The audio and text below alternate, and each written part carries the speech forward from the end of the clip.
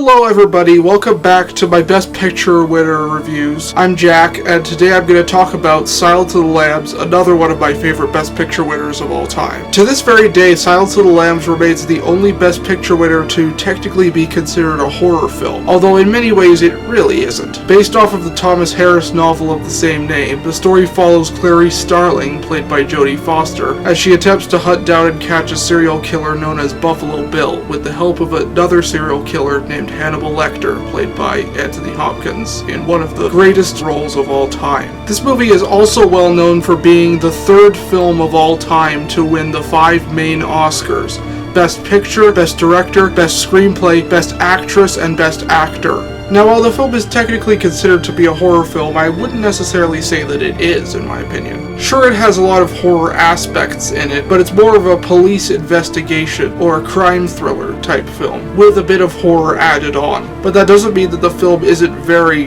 effective and very disturbing in several scenes. If it is a horror film, it's a horror film done right. When it needs to be scary, it's genuinely scary. It only has violence once in a while, and while that violence is very disturbing, it's not too much. Unlike so many other later horror films that became so obsessed with the violence to the point where they basically just made it the main thing. In this movie, the violence and gore takes backstage to excellent performances. Jodie Foster and Anthony Hopkins definitely deserve the awards that they won. Foster plays a woman with an incredibly painful past, attempting to find this serial killer so that maybe she can let go of it. The movie does an excellent job of intercutting flashbacks of her childhood into the movie. This helps give the film an emotional center that other horror movies don't always have. Anthony Hopkins is legendary as Hannibal Lecter. While his character is considered to be a villain, in many ways he really isn't. He's really more of an anti-hero, a character who is somewhere in between good and bad. Yes, he does toy around with Clarice for a while, but he does eventually help her. And despite being a serial killer,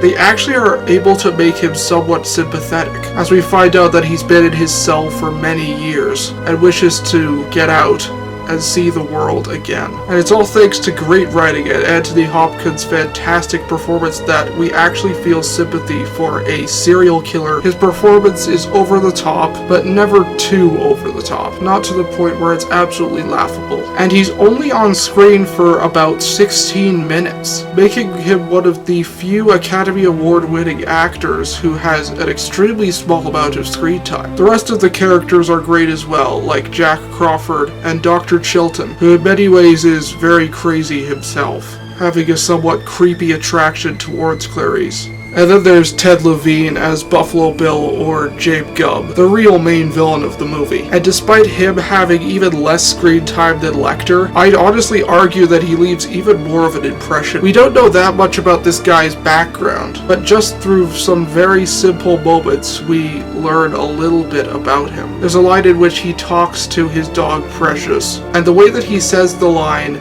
apparently the idea is that he's mimicking his mother's voice. Spoilers for the movie Psycho, skip to this number in the video if you haven't seen that film. But it's a lot like that movie, with the character of Norman Bates impersonating his dead mother. His character is both loud and psychotic, but also very quiet and smart. As I said before, the film has a great deal of crime thriller investigation to it. Scenes like the police looking at the bodies of all the women that Buffalo Bill has killed, and the characters coming closer and closer to finding out where he is and who he is. But the film still knows when to throw in those horror elements, and when they're there, they work extremely well. Scenes like Buffalo Bill abducting his next victim and Hannibal Lecter's escape are great examples of this. Hannibal Lecter kills one of the guards by eating at his face, and then beating the other to death. The film then takes a nice, very silent, relaxing moment as we listen to some of Hannibal Lecter's classic music that he listens to while he's in prison.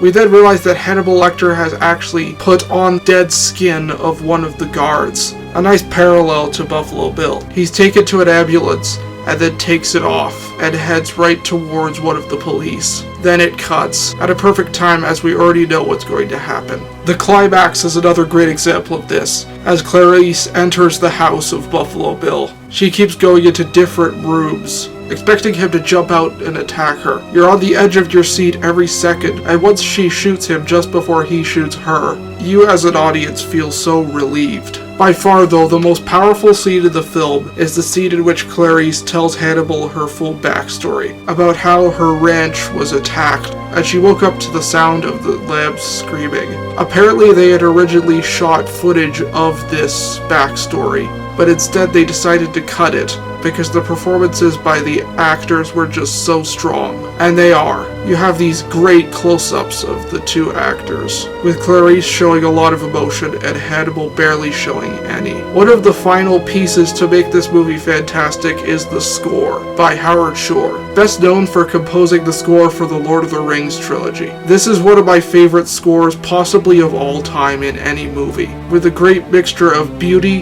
tragedy, and horror. It helps give every single scene a dramatic and even epic weight to it. Silence of the Lambs is a fantastic movie. Not just one of my favorite Best Picture winners of all time, but one of my favorite films, period, of all time. I give Silence of the Lambs 10 out of 10. So those are my thoughts on Silence of the Lambs. Tell me what you think of the movie in the comment section below, and join me next time for another Best Picture winner review. Till then, I'm Jack, and I'll see you later.